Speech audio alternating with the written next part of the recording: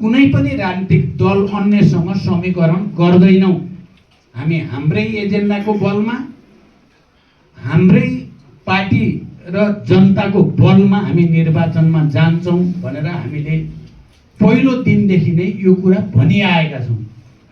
तर बेला बेलामा मिडियामा ल समीकरण बन्ने भयो रे भन्ने खालका चर्चाहरू पनि आउने गरेका छन् र हामीले लगातार नै त्यसको खण्डन गर्ने गरेका छौँ। हामी यो पटक न 23 गतेको निम्ति जिम्मेवार दलहरूसँग हामी समीकरण गर्ने पक्षमा छौँ, मैले अघि भने जस्तो एउटा प्रवृत्ति अतिवादसँग, न हामी 24 को विध्वंस गर्नेहरूसँग नै समीकरण गर्ने पक्षमा छौँ। मैले भने जस्तो हामी राष्ट्र र जनताको पक्षमा दृढतापूर्वक अगाडि बढ्न चाहन्छौँ भन्दै आएका छौँ।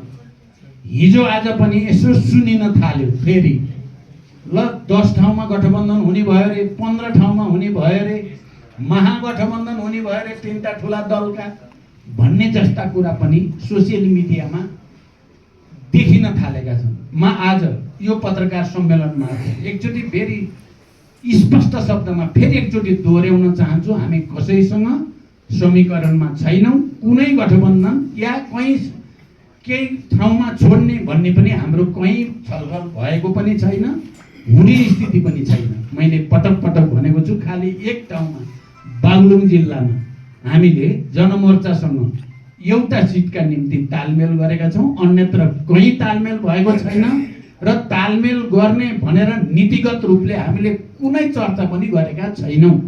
त्यहाँ तपाईँ पत्रकार साथीहरू, तपाईँहरू सायद धेरै जसो मूलधार मिडियाकै हुनुहुन्छ जस्तो लाग्छ, सोसियल मिडिया मात्रै हुनुहुन्न। यो अलि सोसियल मिडियामा अलि बढी फेक न्युज आउने गरेका छन्।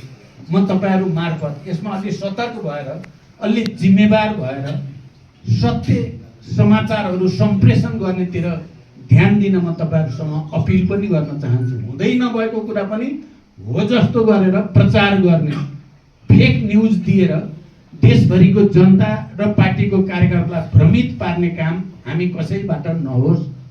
म तपाईँहरू मार्फत आज फेरि एकचोटि हामी यो पटक हामी आफ्नै खुट्टामा, आफ्नै एजेन्डामा, आफ्नै शक्तिमा भर परेर निर्वाचन अभियानमा जाँदैछौँ।